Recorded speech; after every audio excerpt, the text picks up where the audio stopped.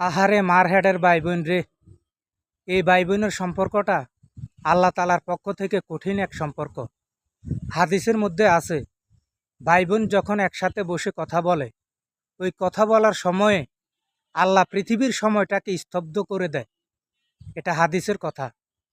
কারণ পরকালে মার সাথে ছেলের দেখা হবে, ছেলের সাথে মার দেখা হবে, স্ত্রীর সাথে স্বামীর দেখা হবে, স্বামীর সাথে স্ত্রীর দেখা হবে, ছেলে মেয়ের সাথে বাবার দেখা হবে, বাবার সাথে ছেলে মেয়ের দেখা হবে। কিন্তু পরকালে ভাই বোনের সাথে ভাই বোনের দেখা হবে না। এই কারণে ভাই বোন যখন একসাথে বসে কথা বলে, তখন ওই কথা বলার সময় আল্লাহ পৃথিবীর সময়টাকে স্তব্ধ করে দেয়। এটা আমি হাদিসের কথা শুনেছি। বিশ্বাস না হলে আপনারাও দেখতে পারেন, হাদিস খুলে পড়তে পারেন। এটা তো আর মিথ্যা না, হাদিসের কথা মানতে হবে।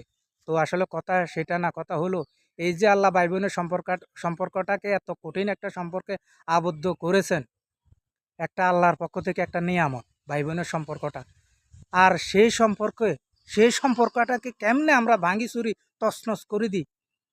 কিভাবে একটা ভাই একটা বোনের গায়ে হাত তুলতে পারে, কিভাবে একটা বোন একটা ভাইকে গালি দিতে পারে, কিভাবে একটা ভাই তার বোনের হক থেকে বিচ্ছিন্ন করতে পারে, বোনের যতটুকু হক পাওনা সেটা থেকে বিচ্ছিন্ন করতে পারে কিভাবে একটা ভাই। ওর ওই ভাইটার তো উচিত যে বোনের যে প্রাপ্য হকটাকে বুঝিয়ে দেওয়ার জন্য। ভাই বোনের সম্পর্কটা মধুর একটা সম্পর্ক। আসলে আমি